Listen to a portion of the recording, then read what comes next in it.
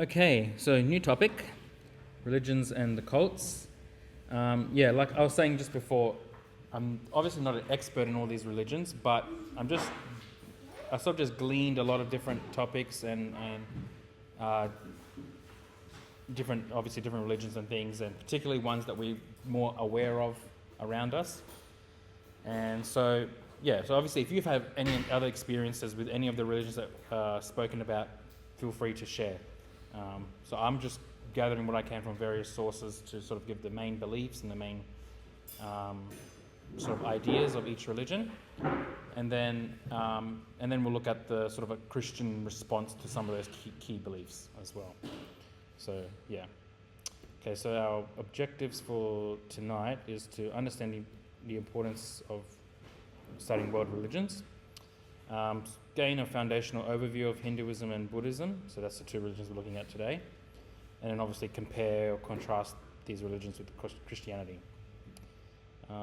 Okay, so the first question, why bother studying religions? First thing is to foster understanding and respect. Now, this doesn't mean we have to agree with what they believe, but it's good to have at least an understanding of where these people are coming from. Respect reduces misconceptions. So, we as Christians, when we speak to other people, a lot of people have different misconceptions about what we believe, and quite often we can have misconceptions of what other people believe as well. And so then if we don't know really what they believe, then we can almost, when we're sharing the gospel or trying to understand, we may come at it from maybe a wrong way. But again, anything more knowledge and understanding would help us even better to share with these people. Helps us to approach other faiths with knowledge and compassion. And so that's the other thing I wanted to touch upon, because we're going to go through some beliefs and we might touch on some weird beliefs and things like that. And sure, it may be funny, it may be, we might think, how could they believe that? But at the end of the day, you have to think that these are actually people. And even more importantly, they're actually lost people. And so I guess as we're going through these beliefs, think about this is actually these are people who believe this. And so, don't just, sort of take it lightly, I would say. Because I think if we are to show compassion to these people, if we show that we really want to understand where they're coming from, and I think that helps with our witness. And so instead of just taking sort of a making fun type of attitude, even though we understand the truth and we understand where that's from, that's to us given as a grace by God. We didn't deserve to understand the truth or know the truth. It was given to us.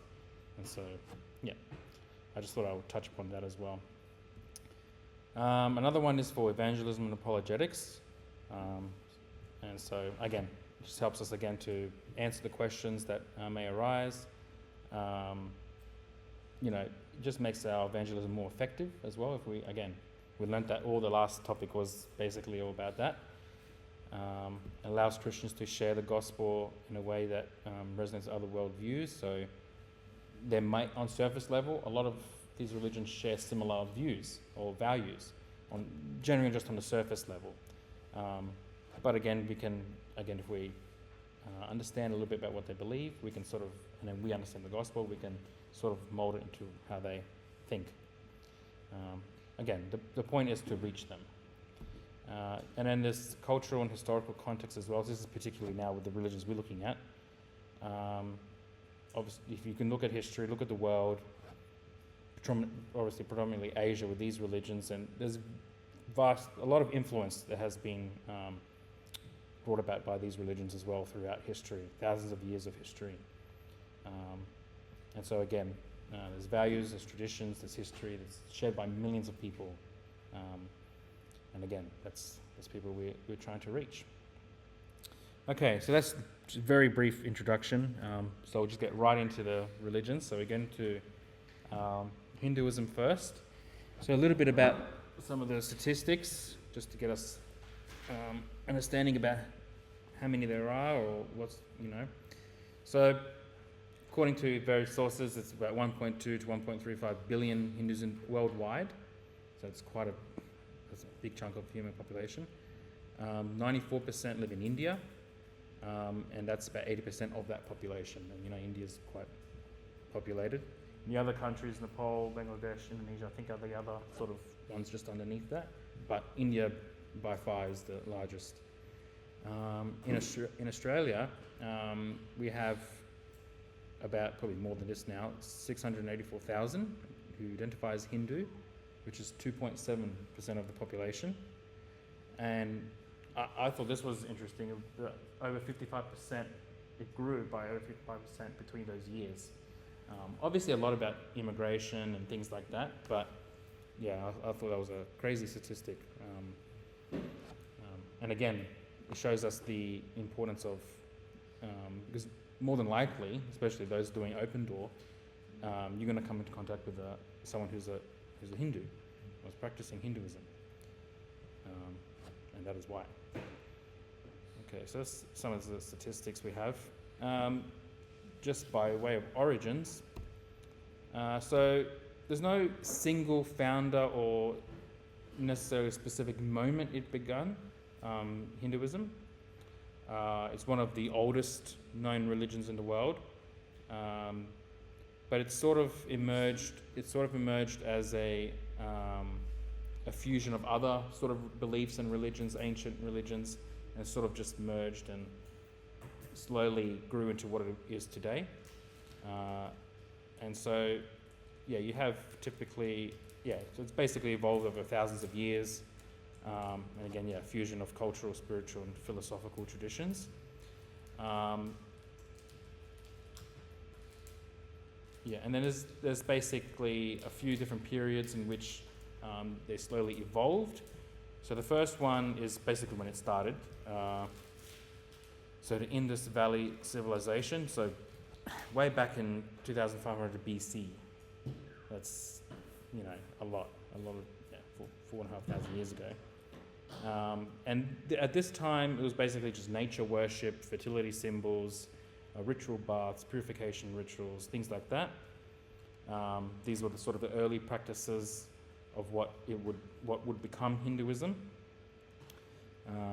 Some of the yoga was started this time as well. Some of the certain yoga poses and things like that.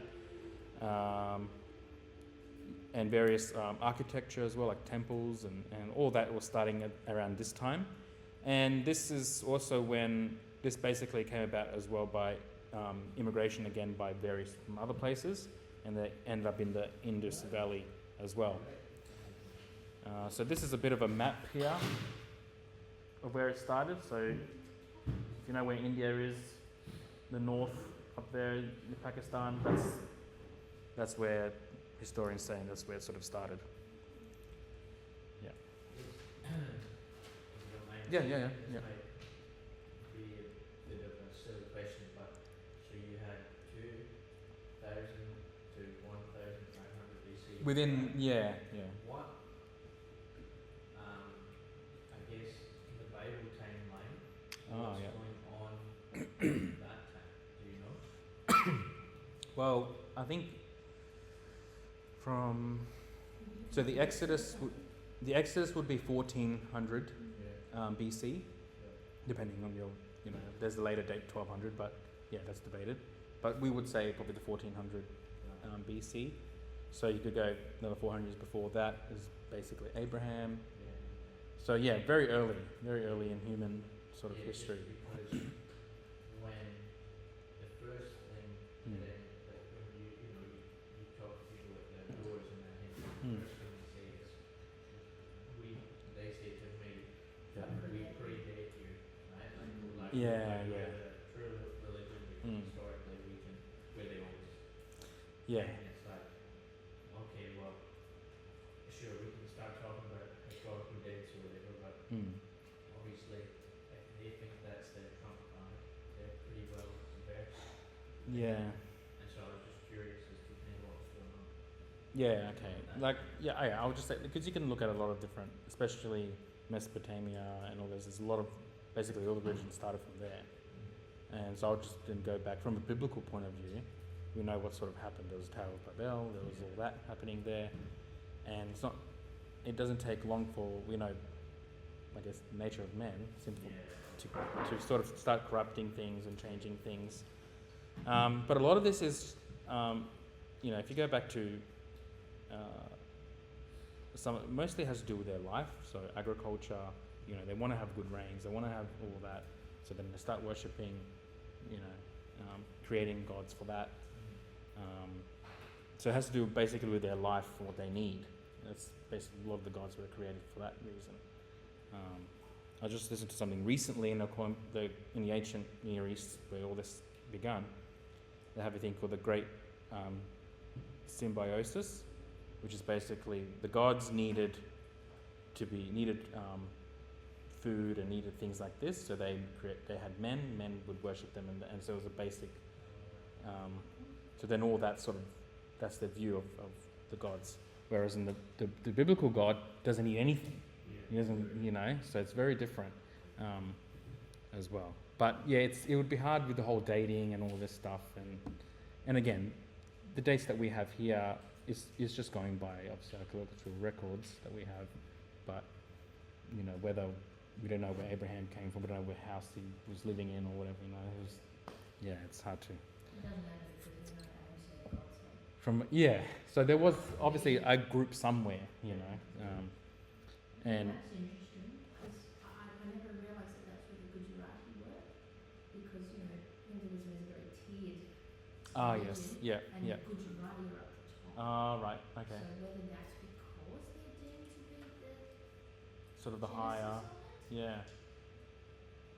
yeah, it's possible, yeah. Never always thought of that, but definitely Gujarati there. Okay, they're like the top sort of. Yeah. Okay. All right, very interesting. Cool. I would thought it would have been more down towards Uttar Pradesh then. Oh, up the top there, you mean? Just on the Indus River Valley, under the Word River. Oh, right, yep. Yeah. I'm not sure what that river is there that's running down and runs through Pakistan. Okay. Yeah, I guess this is whatever the map is. Just sort of a rough. Yeah. Just sort of gives us an idea of where all this is coming from. American that produced it. Probably. Probably. Okay, and so the next period we have is more of a migrational period and what they call the Vedic period, again between these dates. And this is now some of the writings are being obviously recorded, some of their sacred writings, the Vedas, and there's many others as well that I mentioned, but that's one of the main ones. And they basically just have hymns, rituals, different philosophies on various other deities, particularly nature, so fire, war, storms, things like that. And then we have now the beginning of a more priesthood system as well, because of the rituals. So they start to have the people who facilitate all those, and you have a priesthood beginning. And so you got the priests, the Brahmins as well. So they're the ones performing these rites. And you got various chants and mantras and all these starting at sort of this time as well. And it's also when the caste system now is beginning. So if you know anything about sort of Indian culture or Hinduism, they have a caste system. Basically, your social level attached to your family. And so this sort of started at this time as well. So you got these groups. So the Brahmins were the priests. Then you got, I can't say it, Kshatriyas, which is the warriors. The Vaishyas, which is the merchants. And then the Sudras, which is the laborers. And so, again, there's probably more now. It's probably obviously been added to and changed over the years, but that's the basic one that started. So again, yeah, there's a class system. The caste system is still very strong. Yes, yeah. I believe it was originally started when the Aryans came in to subvert the original Indus Valley. Yeah, okay. Okay. So the original inhabitants became the Yep. Sudras, and sort of organised everyone to, yeah. Imagine half of it. Yeah, okay, So if you're born into a certain caste, you like stuck with it. yeah, That's true. that's your lot, yeah. You're born into a certain status. Yeah. And like, wow. Mm. And I guess it sort of makes sense later when we get to the whole karma and the whole thing as well, because it's kind of what you do now will affect your next life. So I guess by that logic, if you have a good life now, maybe you're putting in one of the higher groups, possibly. I don't know. Yeah. Yeah. But okay, and the other period is the Upanishadic period. And so now at this point, they became more philosophical, started to not so much emphasize the rituals, which that was already there and established, but now sort of looking a bit more introspective, more abstract sort of ideas. And so particular ideas like this, like Brahman, which is the ultimate reality, so basically the creative force. And then you have Atman, which is the individual soul, and then Moksha, which is the idea or concept of liberation or enlightenment. And we'll get into these in the next few slides. Yeah, so we've got Brahman, which is the creative force, or the basically the creating force, and Atman, which is the soul, and then Moksha, which is the liberation concept, again, which we're going to look into. And so, yeah, it became very philosophic, and this is more now the understanding of this religion, basically as we see it today. So that's a little bit of a short look at the evolution of Hinduism, starting from its main, very basic, ritualistic start and into a more philosophical understanding now, which we'll look into. Okay, the first belief that we have is Brahman, which is the source and essence of all that exists. So we have what is called a monist, basically that everything is of one substance, and it's also pantheistic as well, which is basically everything is God, because it's not a personal person or being. It's more of a source and essence that exists. So therefore, everything is basically God, or contains God. This is understood to be formless, limitless, and transcendent. Obviously, if it's in that way.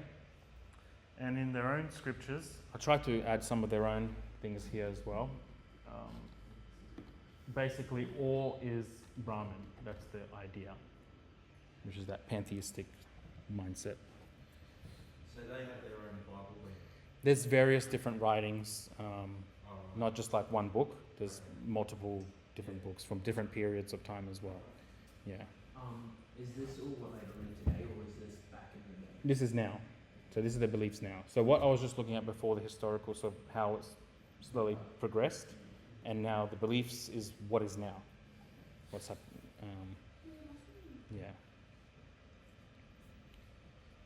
And so, okay, so yeah, basically, okay,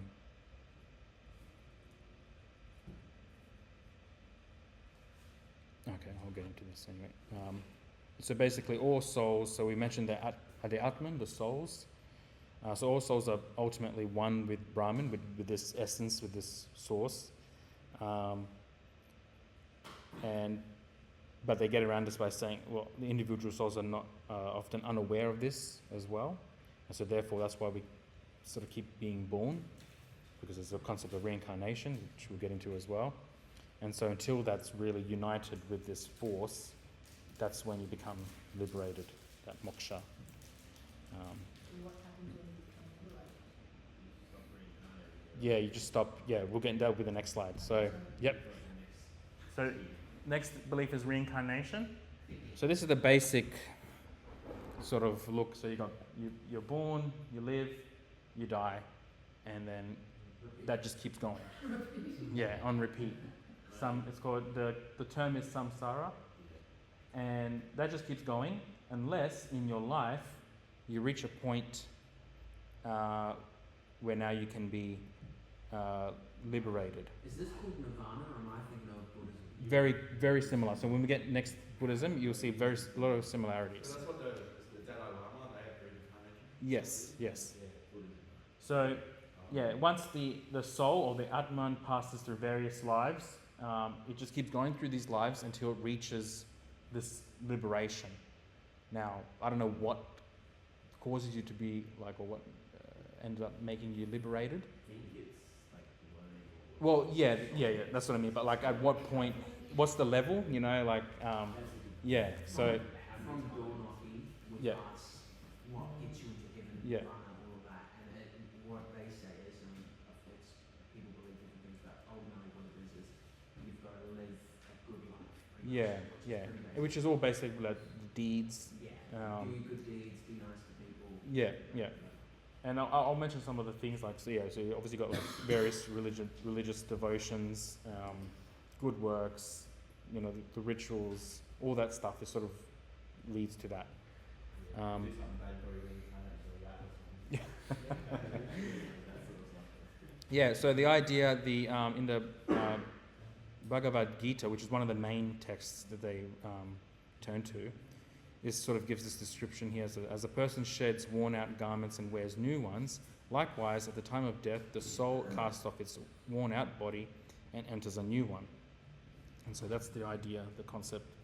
Birth, life, death continues until you reach this point of moksha or liberation, and then you can escape. That's basically their salvation. You can escape this cycle of... Where do you go? From what I understand and what I've read, you just sort of join the Brahman. Yeah, you just one with the force. Yeah. Yeah, Yeah. finally done. Yeah. You join the That's a problem. Yeah. Yeah. Because that's everything. That's all is Brahman. That's what the ultimate thing is, to become now Right. part of that, become fully unified with that. But you wouldn't Ah, be yeah, here if you yeah. had been liberated, would you? No, no. So So why does it happen from life and not from death? that's what that's what I got from the thing. I don't know if it's like this. Do they see people disappear? I don't know. I don't think. But unless it's because I think what it's trying to point out is that it must be done in this life. Like, so if you die with sort of you've reaching that liberation, then you won't come back. That's what I sort of gathered. But it has to be done in life. Yeah, because if you don't achieve that in life and then you die, then you're going to be born again. So Like- who decides you reach it? That's Yeah, who does decide? Because if there's no actual God, there's Yeah, just that's- force. I think it's the more you become unified with it, it's sort of like, okay, now you've become so close, you're just sort of part of that now. And then- Yeah, yeah. Again, am I mixing my Hinduism with Buddhism, or is Krishna Hinduism? Krishna is Yeah. Isn't that like the main god?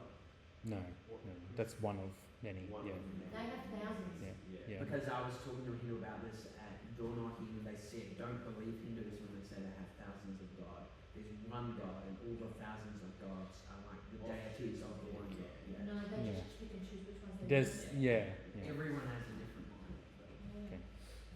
I've heard that too.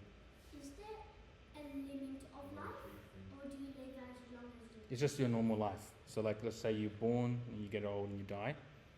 That's what they believe that. Yeah. You need to become a fly. Yeah. It's very serious for Oh, them. really? Oh, definitely. It's very serious. Yeah, it's Hundreds of millions yeah. follow that trend. Yeah, and that's why I was at the start. I was saying, you know, we got to have sort of this attitude. We can understand sort of their beliefs, and like, you know, we've got to be careful not to sort of get into making fun of it, because it's real people. You know, and yeah. I just wish that so-called Christians would take it as serious as they believe. Yeah, You know? yeah. And it's often the case, a lot of the religions, and especially some of the cults. Yet some Christians Yeah. seem to think that if you're a real Christian, you're a doer, Yeah, not a happy person. yeah, Which is yeah. furthest from the truth as far as I'm concerned. Considering the second fruit of the Spirit's joy, it's really not. Yes. Yes. And and I think a lot of the reasons why we see them, why various religions are very active in what they're doing, is because they view, I've got to do this Yes. to achieve, like we sort of because we received by grace, we didn't earn it. We sometimes take that as So if and- you've got this ultimate state of liberation, do they have an equivalent of hell, or that's just getting reincarnated as a rat? Yeah, I think that's just you just basically get reincarnated until you've changed and the bottom of the yeah. What I've got from the door knocking is Yeah. they think that man being human is a step above, and then when you go down into the animals, it's because you were bad, Mm. and you've got to kind of So go therefore down you and don't come back up. have to treat animals well because that's their punishment, or do could, they still? be Yeah. Well, that would affect their karma. Yeah. Yeah. Yeah. Is there like an end of time, or is this person From what I understand, just keeps going. Yeah. like forever? It just keeps going. That's crazy. Yeah. So obviously space is big enough to hold the force that keeps getting added to it. Yeah. I guess. And there doesn't seem to be that many that advocate because, as my understanding is, that only about 10% of them get there. Yeah. It doesn't seem like it's if you have to be reincarnated like multiple Yeah. times, and Keep it the would circle going. it would take it would seem that it's not very easy to achieve. I often Yeah. wondered if you come back as a fly in somebody, what happens to you then? Do you go back into the cycle again? And Yeah, be born yeah, again? yeah. How would it be a good fly to come back as a human?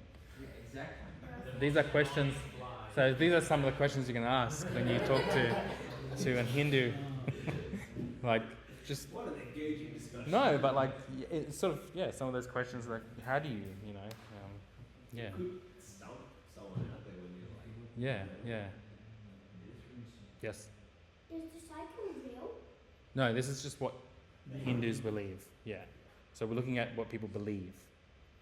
So just because they believe doesn't mean it's always correct. So this is one religion that we're looking at. Yeah. So they believe that you're born, you live, you die. If you don't live a good life, or good enough, basically, you come back again and you have to go again and again and again until you've reached. That's their view. So if you were, how do you come back as a fly? If you're mediocre, you at least come back as a human. Maybe a monkey. Yes. Yes. So that's reincarnation, or samsara, which is, and you'll see it again when we look into Buddhism as well. Same sort of idea. And then this leads into karma, the concept of karma, which is basically actions have consequences that shape the next life. And often people use this sort of in a popular sense that this karma is like, you do something, bad now, and then next minute or next week something bad happens to you. Not necessarily what karma actually is. It more has to do with your next life. But with Yeah. the Western world, especially Yeah. the third age, or Yeah, some of those sort of yeah. they've brought karma into the West. Yes. Sort of bring adopted back- it all. Yeah. Mm. So who defines what actions are good and what are not? I'm just I think that's- thinking of yeah, India, where the- they're extremely hostile to Mm. Christians and can be very aggressive towards Christians. Yeah. Like, doesn't that affect your karma, or is that not considered a bad? Yeah, and that's a good point, and that's probably goes back into the whole objective morals. Like, how do you know what's good? How do you know what's bad? What's, and that would be interesting to look into. There are writings there. Some of that- them are very ethical, Yeah, so they can always point to them. it's probably different. Yeah. So there's not a code of conduct. Like, Well, what it would- follows the law. Yeah, And yeah. as much as we live in a time of grace, there's still that. I think there's things that you like strive to live. Like obviously, there is in their writings. Like from what looked at quite broadly. There are like obviously, yeah, treating others rightly and all this, which, from a Christian point of view, we go, well, these are all people made in God's image, and they're going to have some, from that point of view. But yeah, so I think that would come into some of their writings as well, which they know what's good, and so I think that would become part of it as well. Obviously, a lot of that would be corrupted as well, but I think to a degree, like most, like an atheist or any other person, how do they know, what's good? They just sort of like, well, yeah. Yes. How many new lives are there?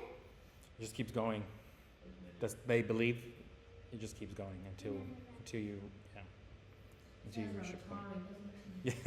So you got to do school again. You got to just keep going.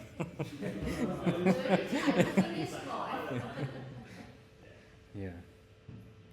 Okay. So this is again another passage from one of their writings. I won't say that. I don't know how to pronounce that.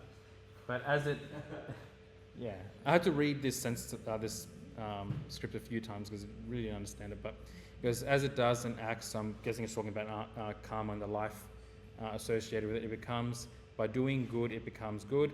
By doing evil, it becomes evil, and it becomes virtuous through good acts. So there is a sort of understanding of good acts, and then vicious through evil acts. Others, however, say that the self is identified with desire alone. What it desires, it resolves, and what it resolves, it works out, and what it works out, it attains. That last one's a bit scary. So it's, yeah. Yeah, it's quite interesting. I had to. I'm totally controlled by my desires. Yes, yeah. Whatever you want, you'll work with that. Yeah. Mm. Yeah. It's very common. One of these, isn't it?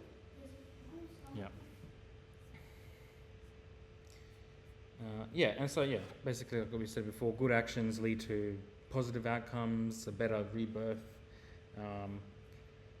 and harmful actions lead to negative outcomes. That's the basic sort of understanding to it. And so karma is binded to obviously to reincarnation, and then obviously makes the liberation part difficult, because until all the effects are resolved, then you're not really having any liberation or moksha. And which is the next one, moksha, or liberation. So this is now basically liberation from the cycle of reincarnation. So this would be really their salvation. This is the ultimate goal of Hindu spiritual life. It's achieved through self-realization, understanding the unity of the Atman, of the soul, with the Brahman, with the source. Again, another passage from their writings. He who knows the supreme Brahman, and I found that interesting here because it sort of treats it as a personal being, but So the Supreme Brahman, this is it's false. yeah. I just, the way it's written is sort of, to me, it sounds like a sort of a personal, the way we're treating it. Yeah. There was various translations of this as well, so I didn't. I think in his family Yeah. he's talking about he who knows. Yes. So, Very becomes Brahman. In his family, no one is born ignorant of Brahman. So, basically, he overcomes grief, he overcomes evil. Free from the fetters of heart, he becomes immortal. So, that's liberation. From the point of view of the Hindu, that's their goal, that's their heaven, from their point of view. And so we add the question of how this can come about, how can this be achieved? Well, we've got various things mentioned But here how does one get to know Brahman? through these,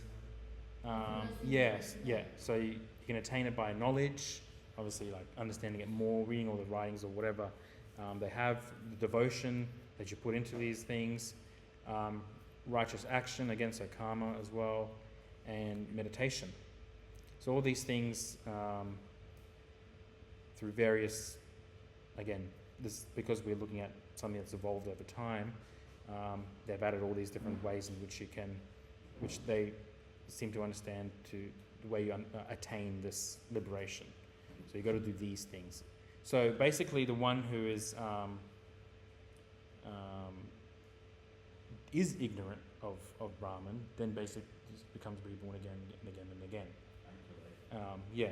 Until you learn about it and you understand it and embrace it, and then you join that. Yeah. How many books are there? I'm not sure, but there seems to be quite a bit. Yeah, there's a lot of different books. I didn't. There's a few that I mentioned here, but from what I understand, it's quite a lot. And understandably so. Like it's just thousands of years, various writings, various places. Yeah. So I don't have an actual number, but it's a lot. It's a lot. With that meditation, that's the whole thing, right? Yeah. So that's connecting with the force Brahman. Yeah. So basically, because it's all about unity, becoming one with that, and so all those meditation type things, that's what it's leading towards. Which is, when you get into yoga and all these different things that are out there, many people just do it as sort of, but and I don't know, like I guess people say, just exercise, but when you don't know the roots of it and where it comes from, it's, I don't know if it's something that you want to get and be involved with. Yes, Tim? What is actually yoga? It's a, it's a form of stretching. You do different sort of poses, positions, and that means different things. Yeah, but we can talk about it a bit more later. On the way home, okay, and then this sort of, because I was looking at some of these key beliefs, and it was interesting to see that they didn't really say get into the whole, what's the point of all these gods? And so then I sort of had to look into myself, okay, what's the point of worshipping or venerating the thousands of gods that they have? Yes. So these are 3 gods. Let me just... so basically the role of the gods, various gods, they are expressions of this force. So they express this force. And they serve as accessible representations of the qualities of Brahman, which is interesting again because qualities seem to suggest the personal being. Brahman's qualities, compassion, power, and knowledge. Yes, that's just some of them. Yeah, some of them. Yeah. And then we have 3 major gods. So these are the 3 major gods in this picture here. So we have Brahma, which, again, it's sort of, when I was looking at this, it seemed to be contradictory because some people are saying it's a force and not, but then it's sort of treated as a being. Yeah, so it's, I don't know how they reconcile that. I'll have to look into it a bit more. Unless they're just saying it's just, again, an expression of the force. Then you have Vishnu, which is the preserver. And then you have Shiva, which is the destroyer. Yes. So which ones are clear? Which ones are the left ones and right? From, I believe Vishnu is the middle one. Okay, because it's sort of a blue colour. So does that mean those 3 major gods seem to follow their reincarnation cycle? So Yes. Brahma created birth, Yes. Vishnu preserved life, Yep. Shiva destroyed death. Yes, it's connected to that. And they would say, well, that's because it's expression of that Brahma. Yeah. And this is another question I was going to ask, and Mm. it's probably better to ask you because it's Yeah. very contradictory. Mm. When they say Brahma is the creator, did he create all the animals and all the people? Because then how is that fair if you start out as a fly and then you start out Yeah, as that's an interesting point. Yeah. From what I understand, that's basically how it's understood, that he's just created everything. So I would assume that's the physical world and everything, because where did that come from then? Yeah. Yeah. There's no increase in population. Yeah, that's right. Yeah. Okay, the flies are multiplying up in Kakadu. Yeah. Must be a lot of Indians there. Yeah. Oh no, shouldn't do that. I'll have to cut that out of do some editing. Okay, so the creator god Brahma, and then you got which brings the universe to existence. It's a preserver God who obviously maintains the order, protects the what they call the dharma, or the moral order of things, or the way things are to be done. And there's various avatars as well. So when you mention Krishna, there's various avatars of these gods. It's just continuous. So Krishna is in Hinduism. Yes. What is Krishna? It's from just another expression of one of the gods, because they all have different sort of It's like a things as well. Yeah, different aspects. Yeah. I think there's like a separate personality of that. Yeah. Yes. Are there little people beside them? Yes. So they're actually accompanying. These are gods that are connected with them. So they're just sort of like assistants to them. So They're not good Krishna. enough to do things on their own. Yeah. Yes. Okay. I don't have anything else. Have any of these gods ever spoke to any individual who has written about them? Yeah, I'm not sure what their understanding of, like, my understanding would be how would they get their writings? Who would like sort of inspire them? Which that would probably make sense from that point if they, I don't know, how they would speak to them, or if it's through like various, maybe through their meditations or their trance. Pile stuff upon pile stuff at man's imagination. Yeah. That's what it is, but what they, Are the gods all good, or they like the Greek and the Roman ones who really good ones and bad ones? They just haven't come to Yeah. Just destroy. I don't know if it's necessarily, because it's called the destroyer, it doesn't necessarily mean, With all the arms. the multiple, yeah. Yeah, from what I understand with Shiva, And the it's like Shiva is. Shiva is the which one? I think it's that last, from what I Yeah. understand with Shiva, it's like the elephant god, not it's like With the the blue equivalent of dress can attach to it? Ragnarok. Like it's like the bringer of doom sort of thing. yeah. If Shiva rocks up, like we're not into it like at all. Mm. Which is probably why it's associated with death and Yeah. that whole aspect. They have many festivals where the image of an elephant is used. Mm. I don't quite get that one. I do believe she's fertility. I think. The elephant. I believe that. Actually, you say that? Yeah. Oh. It's Halloween all over again. I just want to share something because Yep. I had a client and she's Indian, and then one day she came and like, do you know service of why? And I said, oh, why do you go temples on Sundays?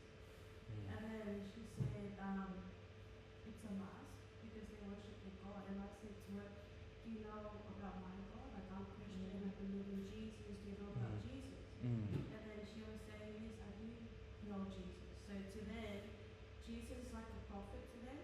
Mm. And then I said, but who do you believe in? Like I wanna, because I'm interested in learning about what they believe in, because Yeah. I know who my God is. Mm.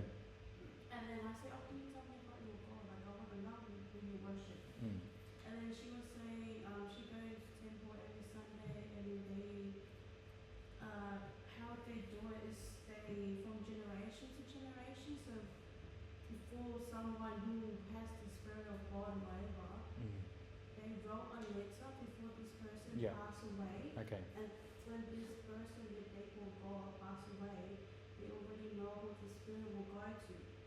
Mm. And then I said to her, so where's the spirit? Like where's the spirit coming from? Because I know God created everything, Mm. every living things on earth, Mm. and then Jesus came and saved us, and that's where the salvation came in. And then I told her about that, and she said, yeah, we believe in one God. She said that to me. Mm. She said, we believe in one God, your God is our God.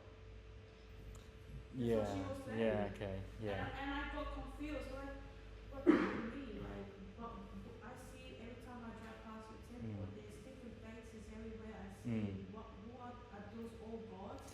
And then she was telling me that they are not gods, they are just to remember them that the spirit was with them. Yeah. Okay. Yes. Yeah. Yeah. Yeah. Mm. Yeah. Okay. I think every Yeah. Hindu has a Which- different yeah. I was style. going to say, that's very different to the Hindu It's almost, sometimes in faith. it's, yeah, it's sort of bordering on Sikhism a little bit, yeah, with the whole one God thing. Yeah. But I would, you know, at the end of the day, if they pantheistic, so everything's God, and everything, and all these are just expressions of, well, they could say Jesus is just an expression of this force, you know, and he's just, you know, and he was a holy man, and he basically just was, he found the point where he was liberated as well, Yeah. you know. And I was saying too, so when you go through like bad stuff in your life, do you ask for forgiveness? How do you know that you will be Yes, forgiven? yeah. And then she said they have to write it down in a letter and then pass it to this guy where they have the spirit in, and that guy will speak to higher Some God, other, you yeah, know, where he got the spirit from, and then that's how they do that. So they don't pray to the God. This God has the spirit. yeah. Confession. Yeah, no, it's very interesting, yeah. It's like confession. Yeah, and I think that just shows the variations of in Hinduism, like, Yeah. you know, It's basically when someone writes a letter and then they give it to the servant, and then the servant gives it to the king and reads it to the yeah, well, yeah, it's like a messenger, yeah. So let's have this, yeah, It's yeah. very hard witnessing to Hinduism basically because they have so many gods and they just pick and choose which one suits at any given time. Many will pick Jesus to add to the Yes. family gods. Yeah. And then, Pantheon, yes, yeah. and then will honestly believe, well, I'm a Christian now because I've taken this. I haven't given up these ones, but I've taken this one and I've added him to the list. They don't understand the concept of one God as well. And this is what we often say to Hindus at Open Doors. We say, yeah, okay, but Jesus says, I am the way, the truth, and the life. No man can come to the Father but by me. So Jesus is claiming in his book that he is the only way and there is none other. So then that therefore contradicts everything we believe. Yeah. And it gets him scratching his head a bit. And then I asked her a question, like it was a very interesting topic. Mm. And then I asked her, so can you tell me what is the name of your God? And then she said, oh, it's just God. And then I say, oh, but my name, my God is Jesus, and then Yahweh. It's like, Yeah, yeah. That's the Hebrew. Yeah, yeah. And then she said they don't have a name for the God, it's just God. Okay. Yeah, I've heard that. Yeah. It's It's interesting. chief God. Yeah, it would be like, yeah. Yeah. No, but again, that shows like the variations, and it'd be interesting to see what exactly, yeah. Unless it's like where where in Christianity you have different doctrines, maybe it's like Yeah, like sort of like denominations, Yeah, or yeah, something. That's what it seems like. Yeah, and maybe if they sort of focus on a specific god, that's sort of what they, if they focus on that, maybe that's a type of thing as well. Yeah, I'm not too sure.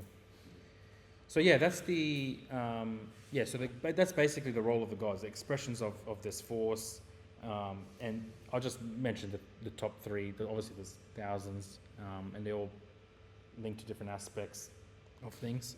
And like Carrie was saying, they tend to choose personal ones that sort of relate to them or their family that suits them. And so that sort of then goes with the whole reincarnation thing as well, because if one god you can sort of use this life to fix this issue or deal with this, and that's part of the Come back as a dog the next time, you're not picking him. yeah. He failed. Yeah. So you basically just keep going, progressing. Yeah. So yes, that's the role of the gods. Okay, so that's the beliefs. Now I got some of the possible Christian responses to these various beliefs. Now, these are probably not going to be so profound to us, but I guess it gives us sort of a way to think. Maybe, and this is what we looked at the last topic with the gospel foundations. About we got the whole Bible, but using various passages, using various doctrines or ideas for specific things. If it's a tool, if it's like a sword, you need to learn how to use it in different circumstances. So the first one, with the idea of Brahman. So the first one is this. Now, what the Christian is saying. So God is personal, is a loving creator, is distinct from creation. So he's not part of creation or is everything. The Bible tells us that he's a personal, loving creator, is distinct from his creation, not a part of it.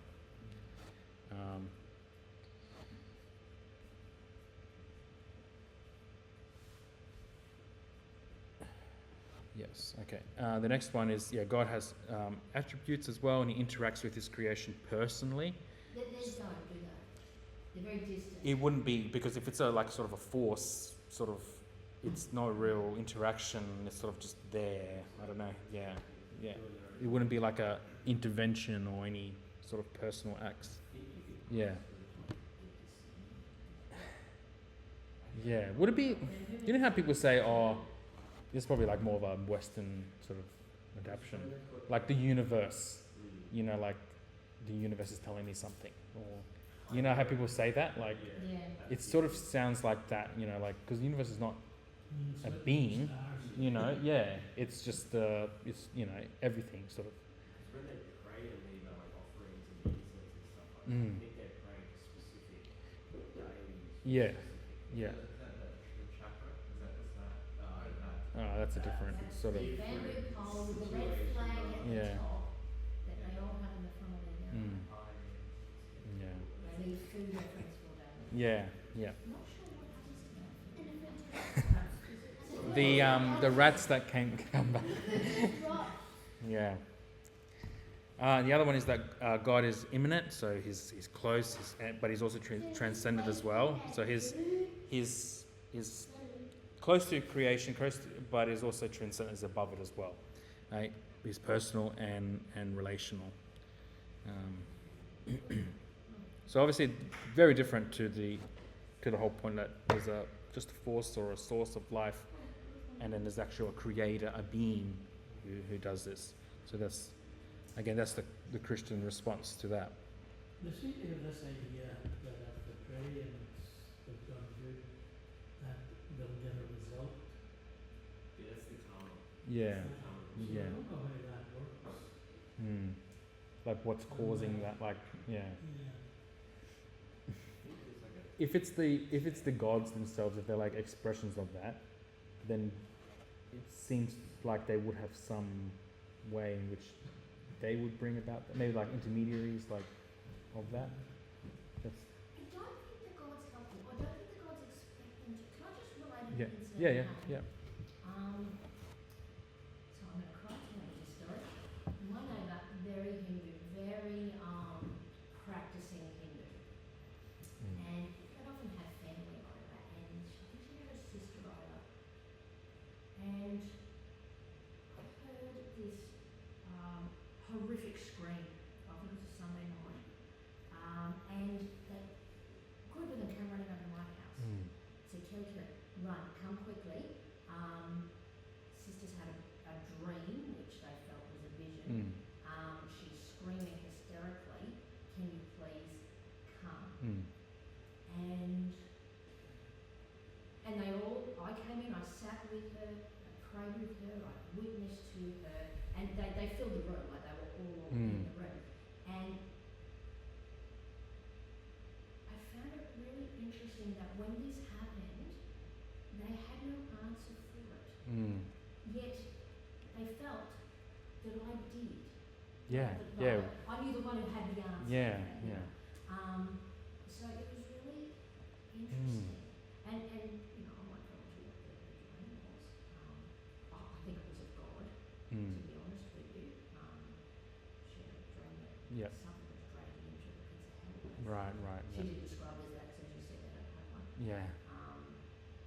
But yeah, Something. they did not have an answer. It wasn't like they could fall on their knees and pray for God.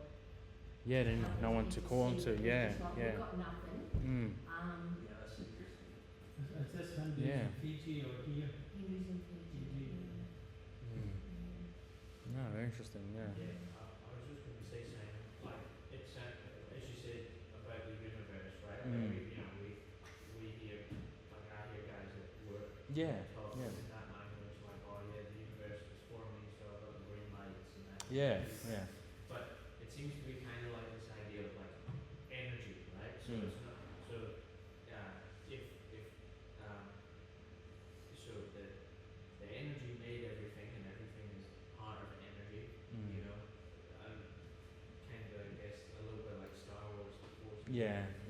Which then means that there, as far as I understand, just as we're talking, there is no one person or one creator. Right? Because if I have the energy that I share with everyone else, and we're all part of Yeah. God, Yeah. right? So I guess how, you know, that's kind of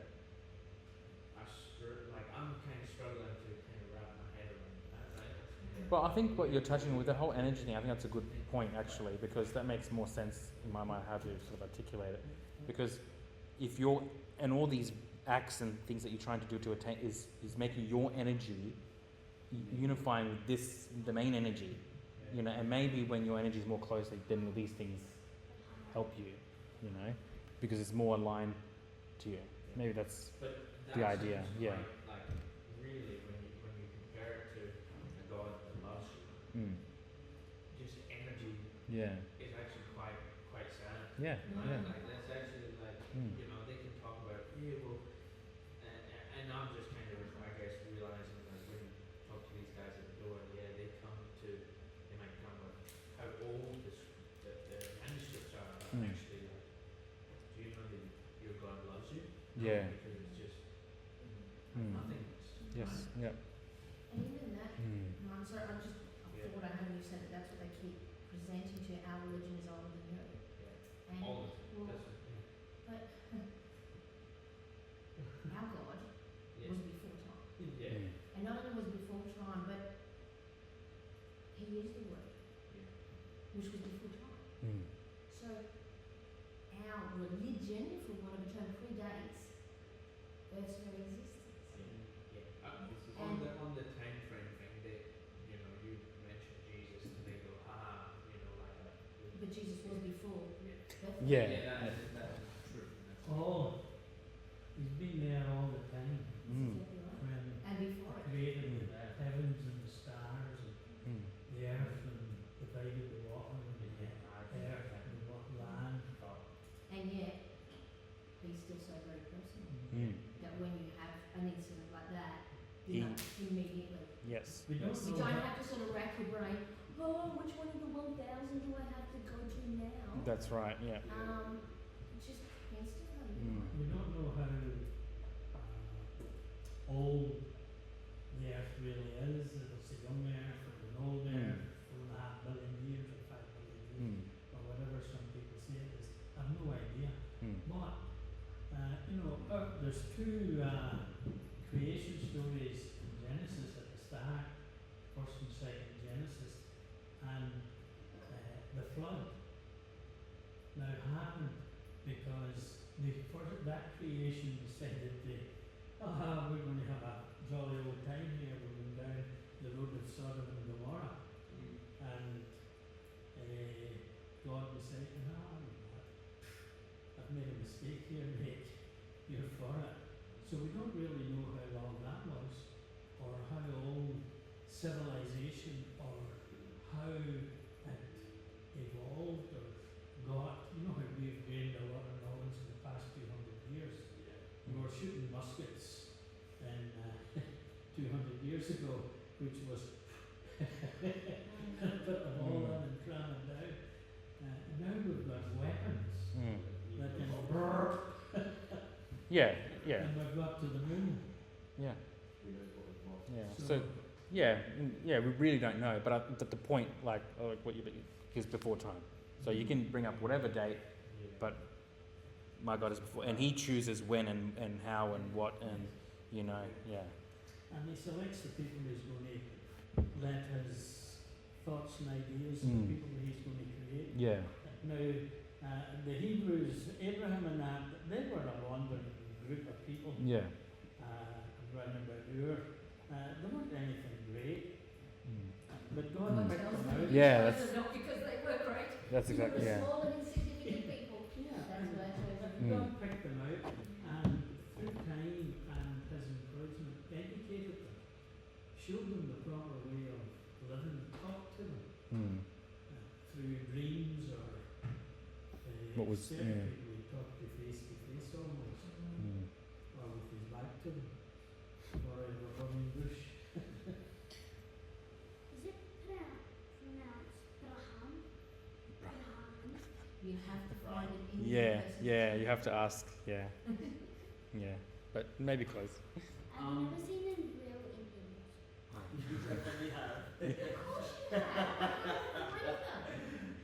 James and Sophie are real Indian people.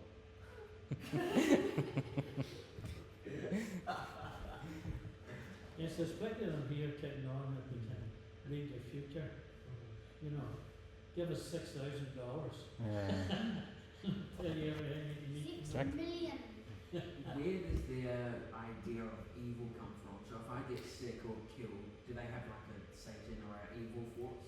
I don't believe so. I don't think it's like there's a specific god, like a devil or something.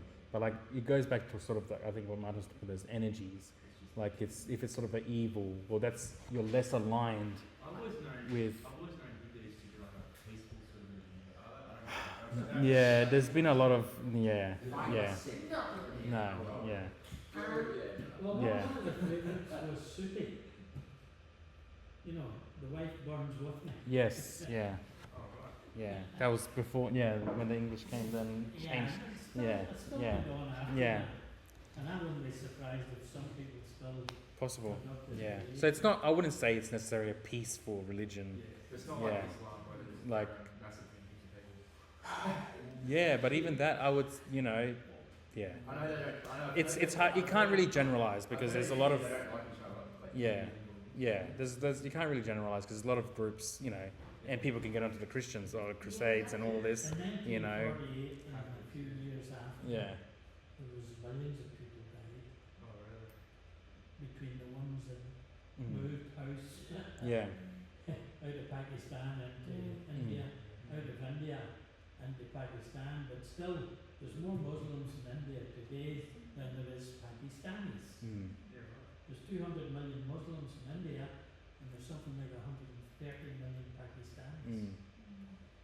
Yeah. Going back to Jack's question then, do Yes. they then believe, if you were to get sick, is Mm. that because of bad karma, because you've done something wrong, or that's just part of life? I would say yeah, probably. Like, Consequences. Sort of. Yeah, yeah. Causes, energy Because going could that It's karma. because could that sickness as like is that a result of your last life? Yeah. Like Oh, so there's still consequences because in your well own that's life and well this- that's what it is now. Because what you're doing now, this is what they believe, is that it will affect your next life. So to what degree, is that just the position you're born in or whatever, or is that like the whole quality? Outcome. It's So then, yeah. like, and I'm kind of just making this up a little bit, Mm. right? But that it sounds like you go through life and say you're rotten, so then you come back as whatever, but you're gonna have misfortune. Mm. So then, to get to the liberation, not only do you need to live like a good life Mm. to kind of get to the next level, but you must have to almost clear out the old debts of Yeah. all the old bad karma. Mm. So you've kind of got to stay on top of the game. Yeah. If that makes Yes, sense. yes. That, So does this Yeah. only affect Hindus? Like, what about the rest of us? no, it'd be everyone. It's all of us. Well, I think it's everyone, but So is it's really good you get reincarnated as a Hindu. Yeah. That, yeah.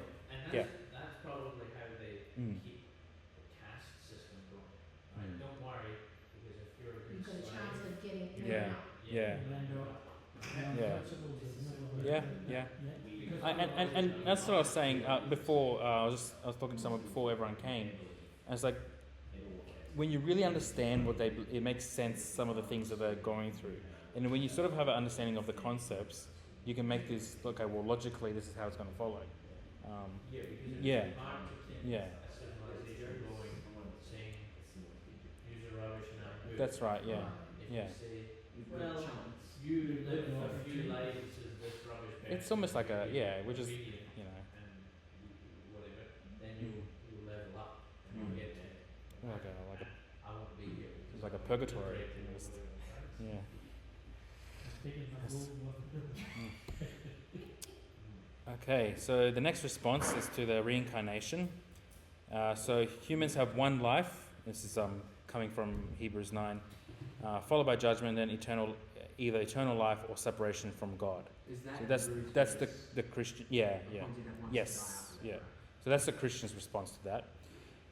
Salvation through faith in Jesus Christ, not cycles of rebirth. So we have the one life, followed by judgment, that either goes into eternal life or separation from God. Salvation here, which is our liberation, is through faith in Christ, so it's not cycles of rebirth. Eternal life is a gift, not achieved by karma. So again, karma is a works thing. It's an outcome, but based by grace. Given by the grace of God. That's right. That's right. So it's a gift. It's a grace, not achieved, not like karma. What do you do once you reach liberation? You like to basically cease to exist, but you Now, don't- I think you just. Why is it like that? you no longer have any individual. Because I think it's probably it's you. Because that's like the ideal. There's no suffering, right? Yeah. Like right now we can make wrong decisions, we can feel pain. Mm. But if I'm electricity in the sky for a lot, I don't know. That sounds weird. Kind of frequencies. Yeah. Then I think it's just like you achieve like a perfect unity. Yeah, you're like now one with it, Yeah. and so it's like the ideal yeah. existence. But yeah, yeah, Once you've done that, there's no real consequences. There's nothing you yeah, and you've been freed from. Just be careful. Bruce. Okay. Yes. I don't know, I'm sort of just weighing up the, like on a purely Mm. kind of logical way. is Yeah, what I'm looking for. yeah. But you know, I can be there in the sky, Mm. or I can live with God in perfection. Like, Mm. what would you choose? Mm. But obviously, they from I would say from their point of view, they would go, okay, I believe I believe all this, right? Mm. And then someone comes to them and says, oh yeah, Jesus said this is the way to God. Then they would kind of, like, they must be viewing us going, yep, okay, that's one of the prophets, or that's one of the visions of this. And your heaven, because it's, everyone thinks heaven, like in the sky, your heaven is the same as becoming part of the energy. Yeah. They think it must That, be they would see, surely they would see us as having, Yes. like a I narrow, can't have a relationship with another piece of energy. but they're viewing us as having like a very narrow view of, Yeah. Yes. of something bigger. Yeah. They think that they've got the bigger picture. Mm. I Yeah. don't like the picture. Yeah. Yeah. That makes sense. I mean, Yeah. I was talking to a guy the other day who was Hindu. He was a scientist. Mm. I don't know how as a thinking person, let alone a scientist, you're like, Yeah. oh yeah, reincarnation, but there's zero evidence for starters. That's crazy. Mm. It's very odd. Just So, join yeah. God as the atheist in Yeah. the science world. But it's cultural Yeah. and can't it not be Yeah, it's wrong? almost it becomes your culture. If you leave, you're kind of disowning your, you know. Oh, look, Yeah. and to be Yeah. disowned by Mm. Indians is horrible. Mm. Like, when I say, like within their culture, it Yeah, doesn't come yeah. out properly, but that's a Mm. huge whole- thing. Like, you just recover from everything, everyone. excommunications and stuff. Mm. Yeah, because it's a community, and so there's benefits of being part of the community, and you have this with especially those who leave Islam as well. A lot of Muslims actually would become a Christian, but because of what they lose in the community, it hinders them. They lose their family, they lose all the benefits and everything of that. Oh, it's not worth, like, yeah, it's, yeah. So we don't really understand because I guess I'm just assuming most of us don't sort of come from those backgrounds. So Yeah. that it's such a heavy community, and we don't really get that. And so it's like, oh, no, just believe in, whatever. But we don't really understand the And the West yeah. has a default Yeah. It doesn't even matter. That's That right. would be Yeah. ridiculous. Very individual. Like yeah. Yeah, a cultural thing. Mm. I remember watching a film about the mafia, and the FBI or somebody or other had got this great mafiosa hitman to come to court and spill the beans and all the rest. And when he was in court, before he started giving evidence, this guy in a cloth cap came in and got into the thing and stood there and looked at him. When he went to give his, oh, I know nothing. And the security or the FBI forces, what's going on here? What's going on here? And then it came out, that's his brother. Couldn't give up anybody in front of his brother. Yeah. Family. Yeah. So that shows the strength of community and yeah. Yes. Very interesting. We've got to be mindful of that whole, which are asking them to give up. Yes. Yes. You know, and we know what the sacrifice is nowhere near the benefit of what they'll gain.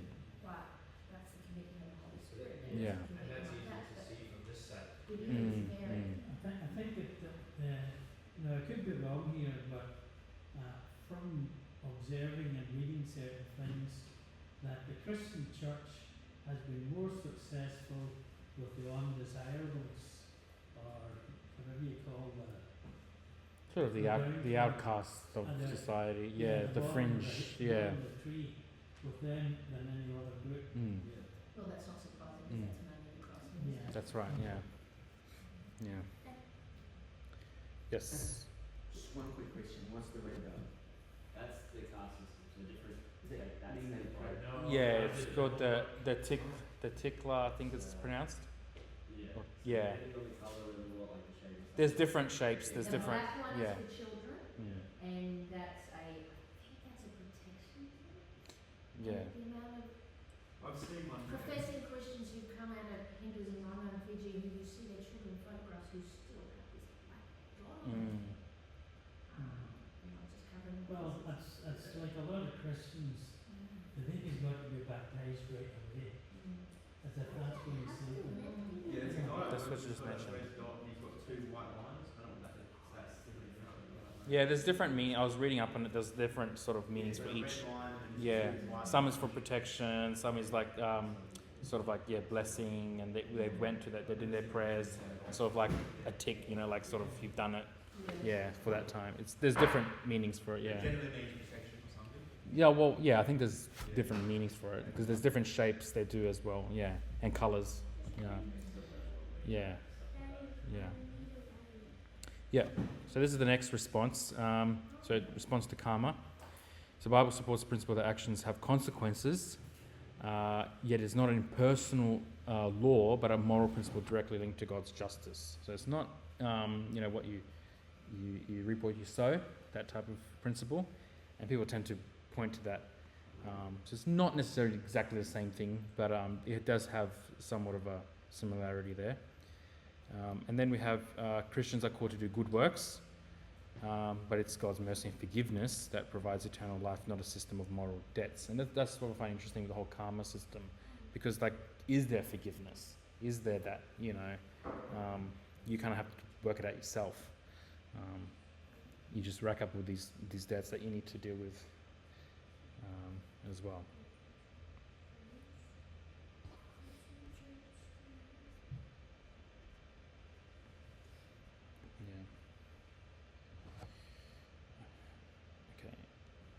Quick question. Yes. Very rare question, but this is something I found in open doors. Every time that Hindu opens their door, there's this very, very strong smell. It's very spicy.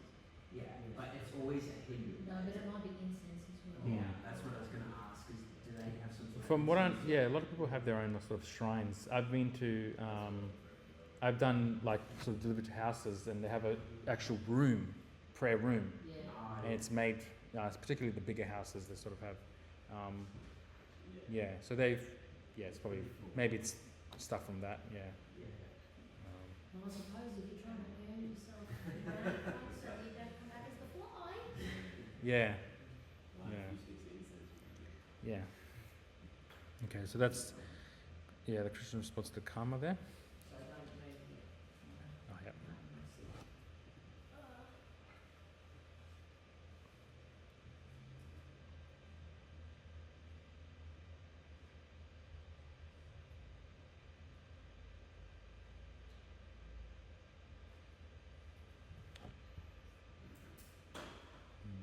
So would it be fair to say that Hindus, to get to the next stage in the caste system or rebirth system, that there would have to be a doer of good works?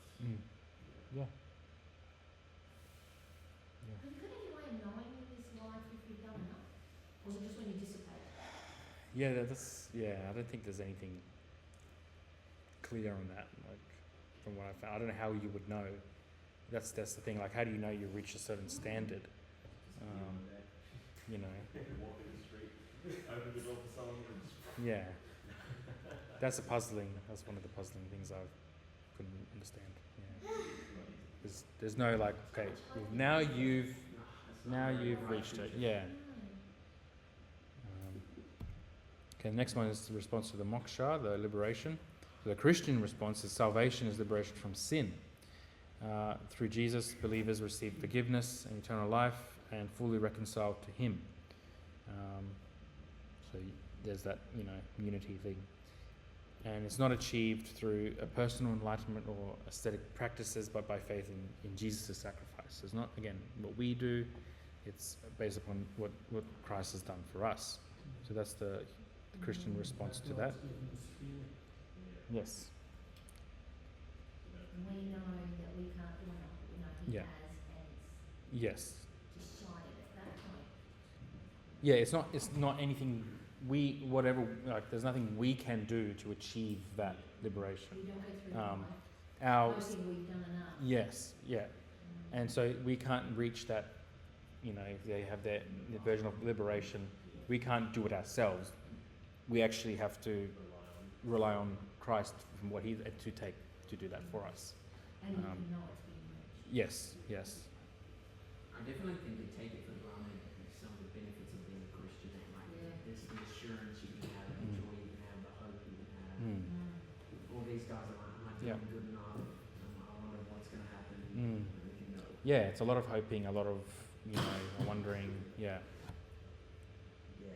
Hoping an invisible God. How do they get freedom? They have to keep doing good things, keep going to their temples, worshipping their gods, doing all those things. And then they hope. How do they get And it? John How do they T get Yeah, is the answer. Yeah. They never get freedom. yeah, that's right. Do they have a heaven?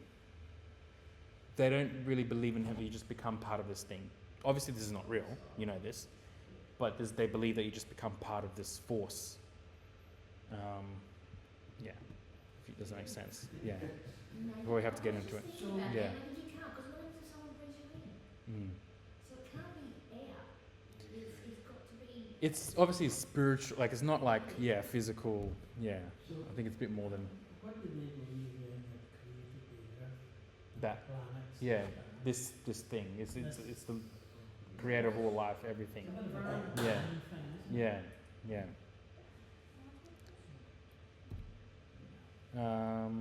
Yep, and in response to the multiple gods, so the Bible teaches that humans are made in God's image, meaning that each person reflects God's character and is designed for a direct relationship with Him. Sorry, I've only just now realised that you have a title that tells me what that verse is for. Yeah. Yeah, well done. I know. I just realised. Oh, like, The Christian I response just assumed that the oh, Christian yeah. response was the same for everything, and I've only just realised that now was actually the Oh, topic that that addresses. yeah. It's all good. I need to get a better system here. We've written those down. I don't know if you can read that, but the one true God reveals Himself fully in Christ Jesus, offering complete and personal connection without intermediaries. So you don't need these other expressions Jesus is that I guess the true expressed image of the Father. That's what Hebrews tells us. This relationship eliminates the need to worship other gods, as all aspects of divinity are unified and accessible in the singular, loving Creator. So it's not, again, that's the counter to the multiple gods. And you kind of need the multiple gods, which makes sense. If it's just a force, you kind of need all these multiple gods for different aspects of this thing. Whereas if we believe in a personal creator, a being, well, he can just, and because there's a Trinity as well, he can come incarnate, join like in creation and show us that. So is there a timeline for the various gods of God who joined their creation system? I'm not sure. Have they just kept adding to the modern history? Like, oh dear, we now need one for... From a telephone, okay. Yeah, well, it seems like it's because you get people like where they start deifying cricket players and all this different thing. You've got all different sort of, I don't know how There is a loose. base. Yeah. One of the things is like some sort of Krishna. I think it's the big main. There's like a massive story about it. Like they outline all the steps to it all. Like, it's pretty. It's kind of interesting. I can't recall off the top of my head, but there's a big old spiel about it. Yeah. So is that the Hare Krishna or just the Krishna? No. The Hare Krishna. No, I think it's a different. Yeah. I think that's a different sort of like a separate group. It's like a cult of that. Yeah. So what would you say with this whole multiple God thing? What would you say that Hindu would try to turn the Trinity onto you and say, no, you believe in three gods? Well, firstly, we would say obviously we believe in a being, like an actual creator, and this being that's his nature. His nature is a Trinity. Would you then say that's what they believe though, or these other little gods? No, because these different gods are just aspects, and so they're not equal. They're not the same as each other in that sense. And they're not all. You can't say this expression is a creator as well. So it's not. Whereas the Trinity is perfect unity within itself. You'd have to go into probably a bit more. Yeah, I don't know if that satisfies you, but yeah. No, that makes sense. But yeah, I It's guess more of the nature of the God. Yeah. Because you can't, and you can go into like well this is now, it's again you go into the whole nature of God now. So he's not a part of creation. He's different from it. He's other than that. Whereas these gods seem to be all part of it. It's just a physical expression of that. Yeah. You can take one of their little diaries out and the whole system would still work. Yeah. Well, they do know that because they only pick a few for the family, so...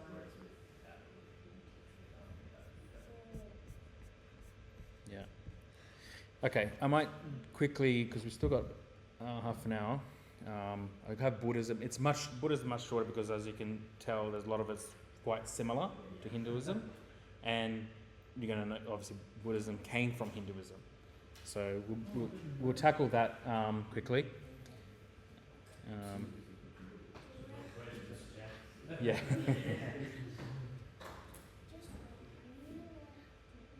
Okay, don't worry, I can show you at home if you need to.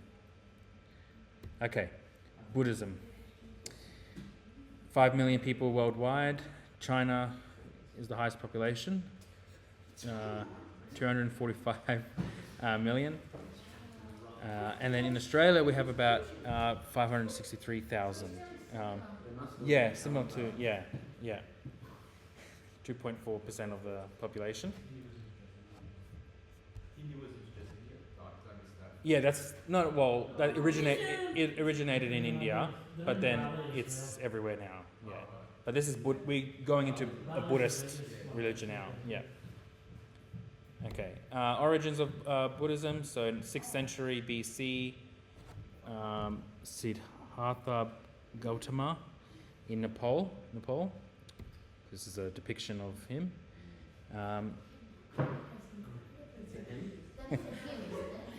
Yeah. Again, I don't think it was a picture they took it there. I don't think. Yeah. So, because I read up that Buddha was a real person. Yes. Yes. Yeah. So Not Buddha No, is. that can't be Buddha because he doesn't have a good time. Yeah.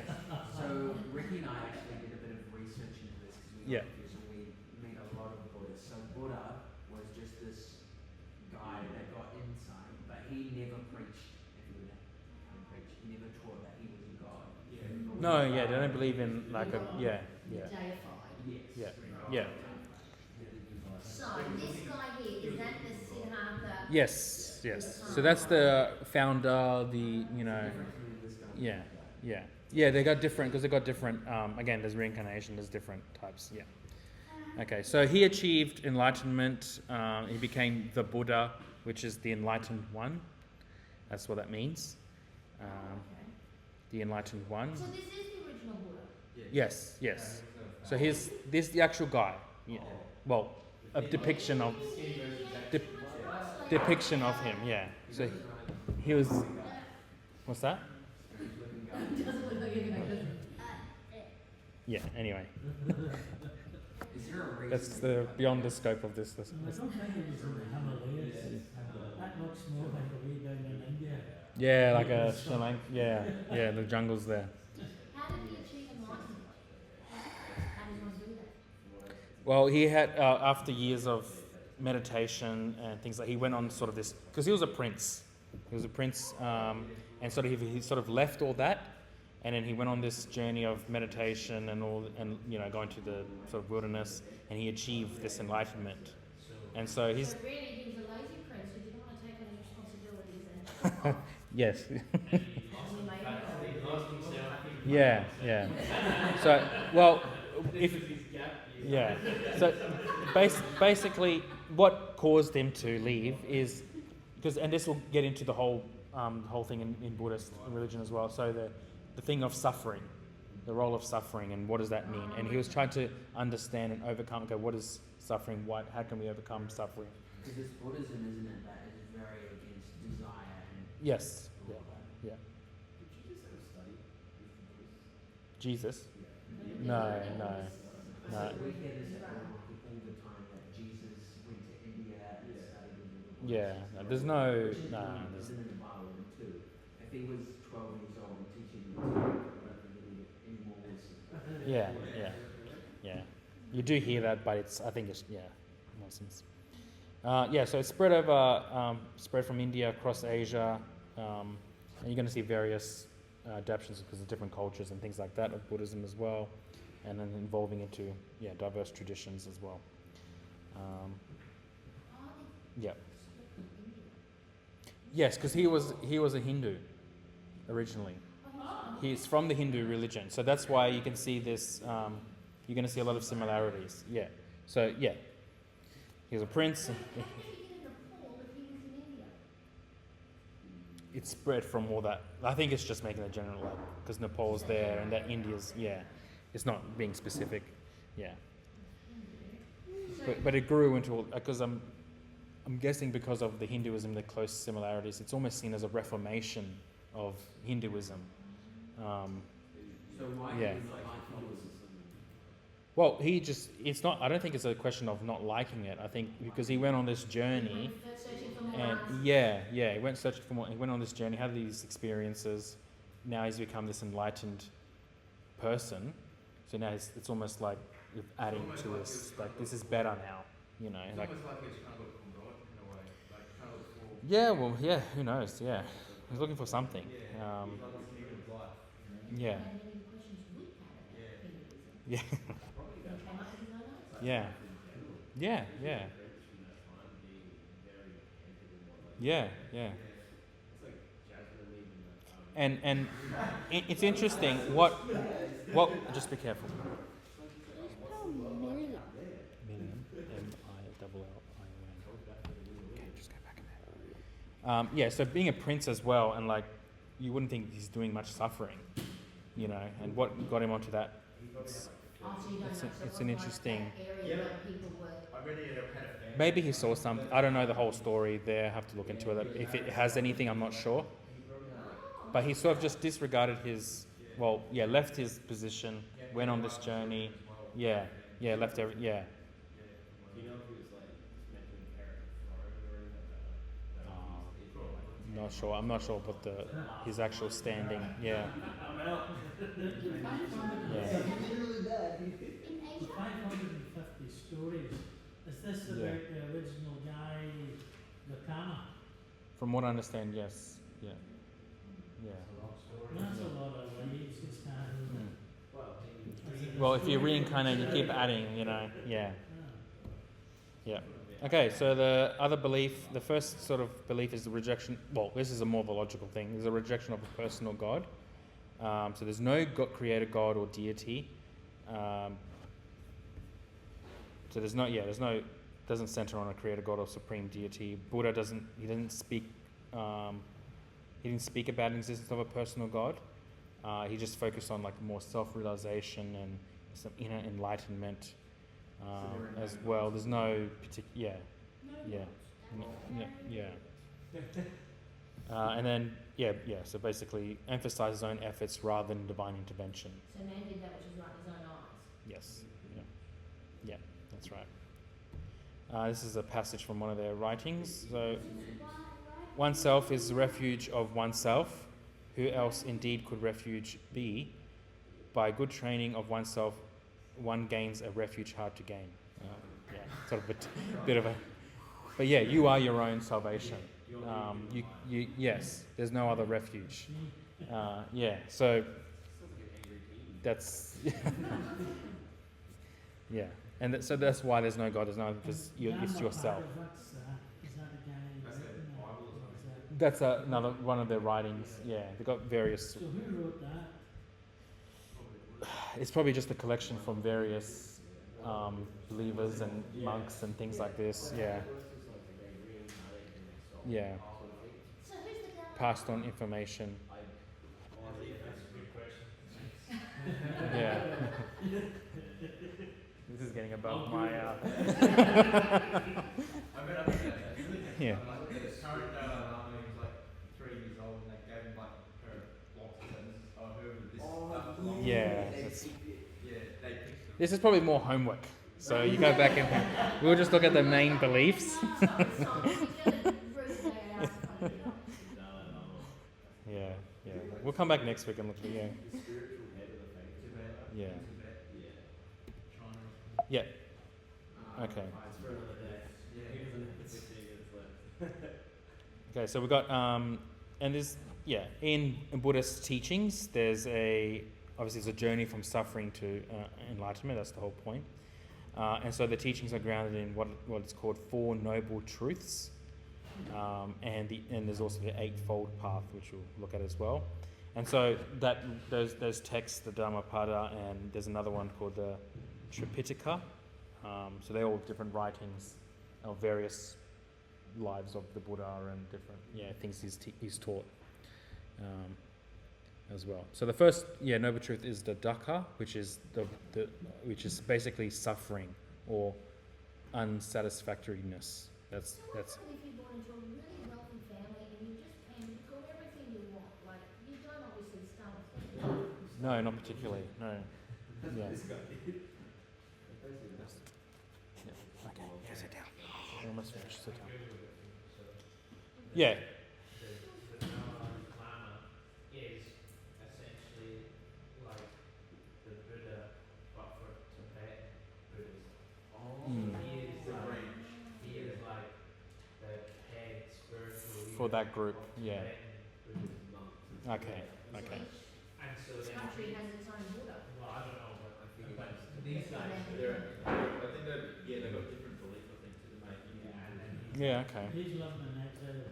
That's more of an insider's He talks too much about insider's argument. Yeah. Yeah. Chinese don't like him. Yeah. Okay. No, you need to sit down because I need to finish this. You will go. Yes. Yeah. Just. No. I don't like a lot of things. Anything not from there. Yeah. Things from it. Okay. So the first truth is suffering, which is dukkha. So life inherently includes suffering, dissatisfaction, unsatisfactoriness.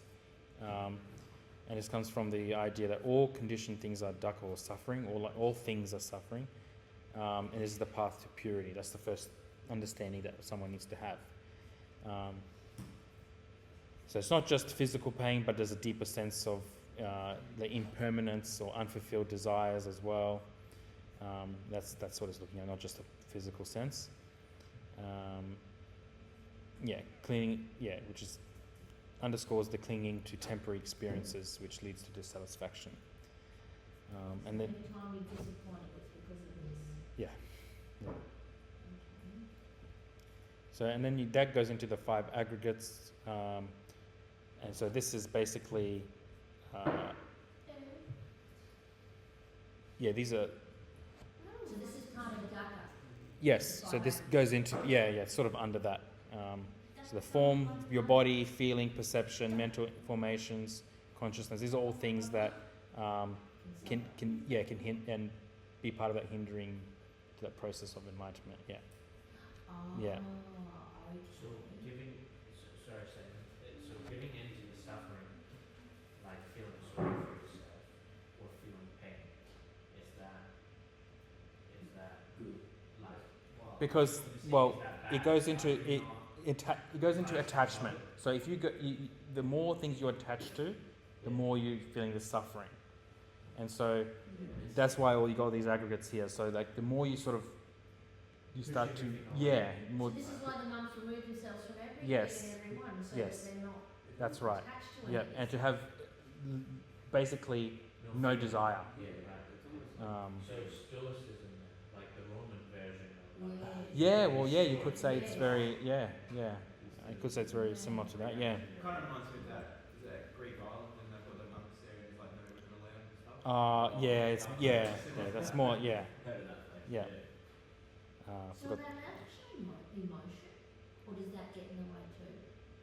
Because they look like fairly serious looking. Yeah, I think they would see a lot of that as sort of Contributing to suffering and And you share a laugh with someone, Yeah. and now you like them, and they die. now there's an attachment. Yeah. That's a good one. It's almost seems like you're training yourself to not react. Just sit down. Yeah. It's horrible. Yeah. Yeah. So then that goes into the 8 items you've got to go through to get to this spot of non-existence. what's that? No, The it's just gonna be with it. Am I going too far forward? Probably. Is that you're talking about the 8 paths? Yeah, we'll get that. Yeah. Oh, Yeah. you got your notes ahead of Yeah. time. He's a good student. Here I am, right mine now. Yeah. These things here, Yes. you want to share? And I did give so this is the good thing about the email I'll send, because I send a like those little fact sheet on each religion. Yeah. But This is Adrian. And so then we have the samsara as well, which was in Buddhism, the circle of rebirth, the reincarnation as well. So I won't get into that because we just looked at that already. I think we understand that by now. So they share something with. Yeah, because it came from Hinduism. You're going to see a lot of similarities. Yeah. And then we have the second noble truth, which is the cause of suffering. So, obviously similar to the first one, desire and craving, leading to attachment, which binds the individual to reincarnation. So then you keep, having that, the less attachment, the more you're going to then get to that liberation. Yeah. So that even includes like your base human cravings, like hunger, thirst. Yeah, which is why they go on these big, sort of fasts and Some of things like, stuff yeah. it's the meditation sessions and stuff like that. Yeah, for like long periods of time. We had that guy, Jack, do you remember him? That was like, I stood at the blank wall for like, he reckoned it was days. You stared at a blank wall. Stared at like wall, and then after he did that for like 10 days or something, not saying anything, He not went listening to nuts. anything, God came or something came and spoke to him, and You're wasting your time, bro. That's because he has eaten. Good job. yeah. Yes, I'd be seeing things wiggling around. We'll look at it at home. Look at it at home. That's what the guys have set out. Which mountains, like the snow mountains meditating. Yeah.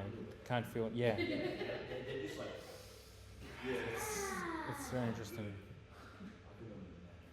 Yep. So then you got the leading to attachment binds to that reincarnation, and you got karma as well. That goes into Buddhism as well. Again, the actions driven by desire and ignorance. Is it Um, pronounced karma? No, just I'm not sure. These guys Karma. don't get married, Yeah. do they? I think. Do. I don't think. I don't necessarily. The monks would they? Oh, the monks would know. There's probably ones that are just sort of living, but I guess the more holier you are, you probably wouldn't, because that's attachment again. Yeah. Yeah. Yeah. Buddhism's pretty big in China. Which I wouldn't but Mm. Arabs and whatnot, but yeah, actually I don't know how it works. I'm pretty sure like the extreme monks and stuff like that would Yeah, I don't think it's. Yeah. Yeah. There's ones that like take vows of silence that like just don't talk. Yeah. That's right. It's a bit hard not to get But attached would if the you're monks going to have get to married, be isn't it? approved by the central committee? You can actually just rock up to a Buddhist monastery and just start. I could literally just rock up to any monastery and just be like, hey, I want to become a Buddhist, and then be like, okay, cool. Like, even if I don't understand what they say or whatever, they will still teach you. Mm. Like, it's like tourism in China. What, to become a Buddhist? Well, yeah, to live that out. Like, Yeah. I mean, I didn't do that, but it was like, People do. Yeah. Because isn't Buddhism over there wouldn't be in hiding there, wouldn't it? No, it's like a national religion. Oh, so I thought they were taking it, like major religion. What, in China? No, you got deities and everything, bro. It's some of the temples. Because I thought they had like no free religion. No, that's North Korea. Being honest, I was just trying to figure that out. Some of the nicest churches I've seen have been in China. The only ones that appear to be heavily against is the Muslims. Yeah. The Uyghurs and stuff like that, Yeah. like in China, absolutely persecuted. Like, we weren't even allowed to talk about it, like in public. Yeah. They just like, don't mention it. All right. We'll get on to so we Sorry. finish this. Sidetracking. Yeah. So part of this, also part of the third noble truth is the nibbana or nibbana. There's a variations of how they say it. So is this a state of mental being, is it? Nirvana is when you reach. It's basically that moksha that's in Hinduism. It's sort of you've become they just you just disappear. Is the, Basically, you've got clothes left. because there's been stories I've heard of like monks and things like this. Like obviously I don't know obviously the truth of it, but where they've been in a forest for many years and then all of a sudden just reach this. They're floating there or something, So it seems to be more physical rather than the Hinduism, which is like, I don't know when you die, but this seems to be like now, you So can, do they burn the bodies like the Hindus do? From what I understand, they do. Yeah, I think it is cremation. Yeah, same. Yeah. Well, what about cleansing? Yeah. So yeah, then this nirvana is a cessation of the suffering, liberation from desire, from attachment. Your the quote is from a certain particular writing here. I don't have the reference. Basically, become unborn, unmade, unconditioned. This fella that he felt he needed to be liberated from attachment. Well, that's an interesting thought. Yeah, that's Yeah. I don't know what the psychology behind what he. Yeah, but it'll be interesting to look into. Yeah. To see that as an ultimate desire Yeah. to be liberated from attachment. Mm. Well, if like, I don't want to go too far down this track, but like, I guess, so someone from the Bible, right, Job, if you had that kind of life, you'd be like, oh man, really, let's get rid of attachment. Mm. Wife, Well, I'm sure- like, Yeah, but I kids still are think dead, Job looked back on that and was grateful he had the time he had with those 10 children. Well, I think this is the also. Yeah. Yeah, I'm not trying to change him, I was just trying to No, I know, like a catastrophic life. right. Yeah, I don't want to get into the purpose of Job, but I was actually listening to something today, which says like the question is not whether why am I suffering, Job. It's what for, Yes. and that's like whereas the Buddhist is trying to remove any form of suffering, but where the Christian sort of or the Book of Job response, okay, what's the suffering for? But yeah, that's another. We could speculate. That's Job. Yeah.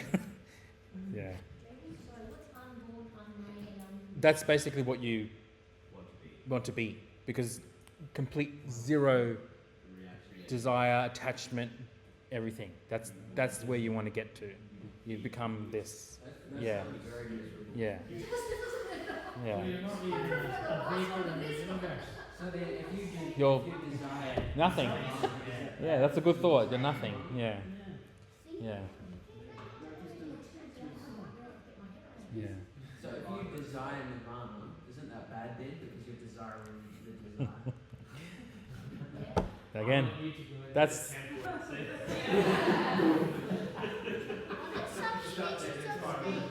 to me, that's not what we're talking about right now. Yeah. And then the fourth noble truth is the eightfold path. So this is what you want to. This is more the practical or ethical sort of way into reach this this enlightenment. So we have wisdom, which so you got two here associated with wisdom. Is having the right view, the right thought. So understanding obviously the right view would be understanding the Four Noble Truths and the nature of reality as well. So that's having the right view about those things. And then the right thought would be cultivating those thoughts of trying to be free of desire, ill will, harmful intentions, things like that. So having the right if they're all want to achieve that, and they're not heading to extinction. well, it seems like yeah. Yeah. But they're not, they're It's- growing number. No, that's the converting idiots in the world who think they've found something. Mm. But for them, the purpose of life is not to stay here. It's No. to leave. So It's become non-existent. yeah, it wouldn't be a problem for them if there was. Yeah, if there's none of it. Like, Yeah, that's Yeah. not the issue for them. Like reproducing or not is not their goal. Their goal is just to see you later. Mm. They have its reach enlightenment, and it goes back to that I'm the refuge. It's very it does, it is, because, and even just going back to that comment where it says you are the refuge, like you are. It's very self sort of motivated, and yeah. And then you have the third one, which is right speech. So they've got a bit of moral thing here about abstaining from lying, harsh speech, gossiping, things like that. Interestingly enough. And then they have right action, which is, again, the conduct of living, avoiding actions that harm others, etc. And then you have right livelihood, choosing a livelihood that doesn't cause harm. So again, you don't want to cause suffering, you don't want to add to this suffering. Avoiding occupations So how do they view the military? involving, well, I guess from this, they would have to say that it couldn't do it. I would say that if you're a Buddhist and to be following this the right livelihood, you technically couldn't be able to. But what about that American film star? What's his name? I forget. He acted in Pretty Woman with the girl from Texas. Yes, Patrick. no, No. Gia. Richard Yeah, Gere. Richard Yeah. Gere. I was gonna say Patrick Swayze. No, it's Richard Gere. Yeah. That's it. Yeah. Very Okay. good. She actually, he keeps the Dalai Lama loving to Oh, okay. lifestyle that he should be. Mm. Yeah. And then you have concentration, which is number 6. Sorry. Yep. I'm just trying to make sense. No of worries. everything. Like, is there a list of occupations you can have and you can't, or is that just like? No, I think you'll just have to fit. discernment? Yeah, you would have to fit with this. Does this cause? And So who decides that you've it's reached probably nirvana? like, what's that? So who decides you've reached nirvana? Because like I might say, Hmm. I believe, because it does seem to be about what you think is. Yeah. Yeah. I think being in the military protects Yes. our Yeah. country, so it's actually helping, not hurting. That's right. But Liam could say, well, no, because in the military it kills, therefore that's a no. Yeah. So now who decides which one of us reach nirvana? Well, that seems to be that would be the interesting debate that they would have. It's Yeah. literally a huge problem. It's like it's Yeah. not my issue. That's what. I guess they would go. So that's your path, and if that is, You yeah. You look at the Buddhist monks that like. But they are, and I'm not contesting Yeah, that, yeah. I'm just wondering what's the criteria, like who Mm. decides? Yeah, what about Like in Christianity, I guess, God decides. well, I guess even, you could say even in Christianity we have some of these points, like you have certain, commandments, and then people sort of have their interpretations of those.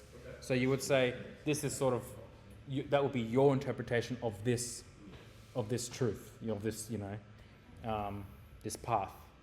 And so that's how you would interpret it. And maybe that's why you're gonna be enlightened and not Liam, because you have a better interpretation, maybe.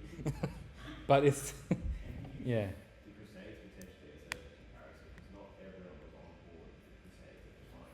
But the thing is with the Crusades, the Christians say, well, that's opposed to Christian belief. Yeah. See, that's a misunderstanding of Christian, doctrine or Yeah. Whereas this is actually taking a specific teaching and then trying to, understand it. Yeah.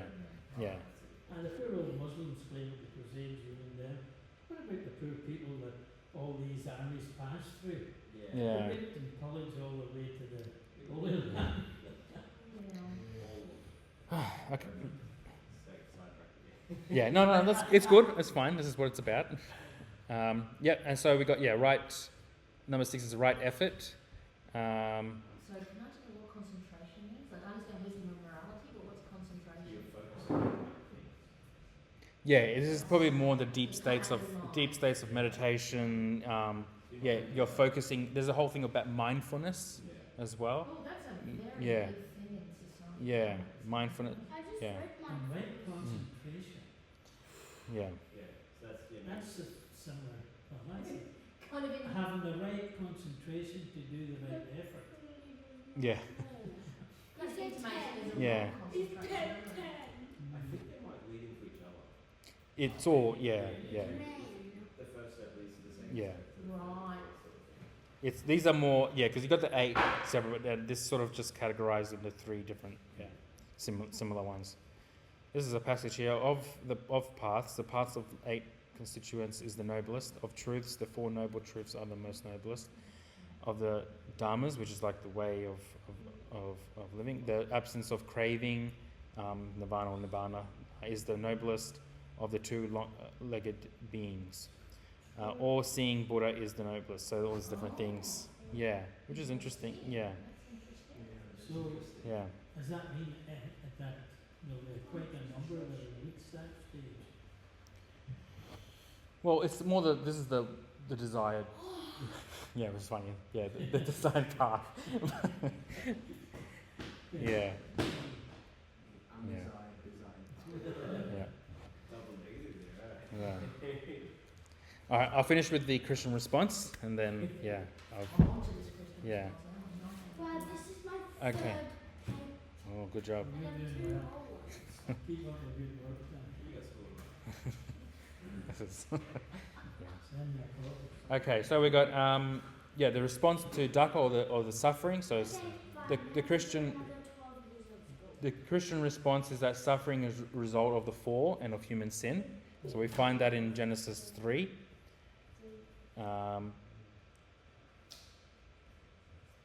So in Christianity, suffering is not the ultimate truth, but it's a temporal state, with the hope of redemption and eternal peace through Christ. I just read that. And then the verse I have here is Romans 8. For I reckon that the sufferings of this present time are not worthy to be compared with the glory which shall be revealed in us. So there's a place of suffering, but we have it in that as a temporal thing. And I guess, going back to the whole Job thing, how we're responding to that suffering rather than trying to remove it.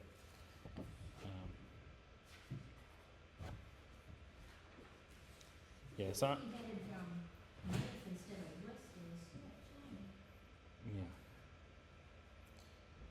and so there's a hope of eternal joy, unlike in Buddhism, which seeks the cessation of desire to escape suffering. Christianity promises a future where God will wipe away every tear, so there's desires there, and there will be no more death, no more sorrow. So we have that desire of having that as well. Yep. Okay, and then we have a response to the 5 aggregates. So existence of eternal soul, created in the image of God, it's valued by Him. In Mark 8, we have this the whole soul mentioned here. So, what is a profit? What shall it profit a man if he shall gain the whole world and lose his own soul? And what shall a man give in exchange for his soul? So the Buddhist belief is a person is comprised of all those aggregates that we mentioned. It's subject to change, and it's sort of basically an illusion of a self, whereas Christianity teaches existence of eternity. It's an actual thing. It's created. It's not just like a nothingness, that illusion or ever-changing type. Yeah. So the Christianity emphasizes an individual worth and a value of that person, whereas Buddhism seems to like you supposed to devalue yourself to nothingness. Yeah. Okay, and then we have the Christian response to the cause of suffering as well. So again, suffering originates from sin and separation from God. Romans 5:12 there. Desire can lead to sin, but the root issue is a broken relationship with God. It's not just suffering or whatever, or it's not just desire, because you can have good desires. The real issue is the relationship with God. And in Psalm 37, we have delight thyself also in the Lord, and he shall give thee the desires of thine heart. So that's the Christian, indicating that fulfillment comes from aligning our desires with God's will, not just getting rid of desires. There is a place for that. Yep. And then our response to nirvana. So liberation from. What was that last scripture? Psalms 37:4. Yeah, Psalm 37:4. Yeah. And what happened after Broken relationship with God. Yeah.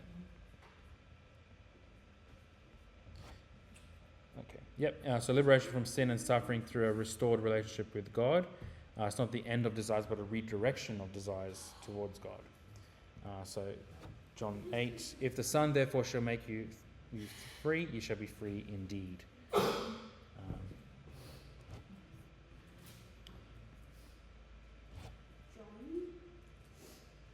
And then we have another verse, Psalm 16:11, which says, Thou wilt show me the path of life, and in thy presence is fullness of joy. At thy right hand there are pleasures forevermore. Yeah. So it's, which you can see a lot of even the phrase the path of life. Because you can use this when talking to some of the vocabulary. Yep. Almost. We actually passed our time, but yeah. And then we have the response to the stages of liberation. So Christianity teaches that believers receive complete forgiveness and new life at conversion. Spiritual growth occurs as one walks with God.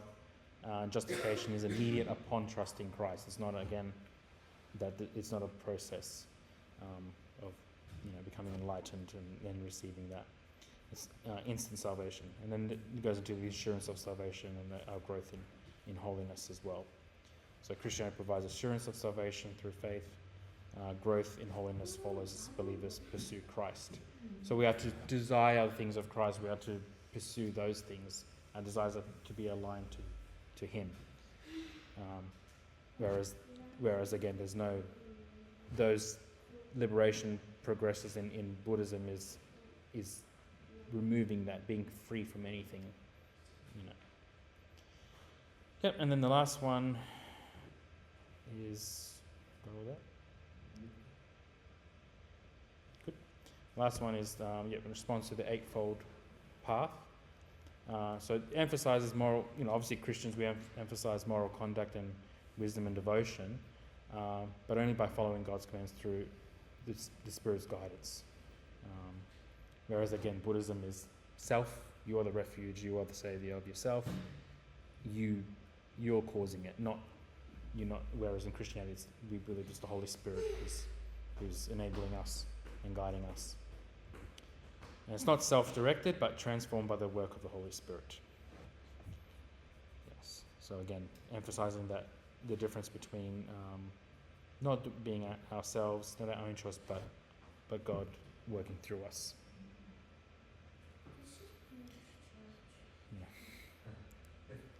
Yeah. So yeah, that's all I have for you tonight on Buddhism and Hinduism. Hopefully, obviously you can't touch upon everything, but I guess the basis, and if you're interested, again, go do your own homework, find some more things. It's yeah. No, its questions are good. Yeah. I got one more, sorry. Yep. So do the Buddhists can't often have a Buddha? So the Nepalese, no, the Tibetan. ones Yeah. have the Dalai Lama. Do the rest of them have a Buddha at the present? Yeah, that's a good question. I'm not too sure. Like, it would follow, if they believe in reincarnation, that there would be a Buddha. Yeah. So I'm not sure. Maybe it's sort of like a Tibetan. It's probably the Tibetan, like, similar. Maybe in different places they have their own, like, whole enlightened one in that region. Yeah. There's this belief that there's going to be the fifth Buddha. Oh, okay. About this. Yeah, I've heard. Yeah. Has there been four, has there? Yeah, I'm guessing so. If there's How many a fifth, Buddhas the are there? fifth is going to be the Millions? last, which I believe is one on the cross. Which, Ah, yes, my God. yeah. Mm.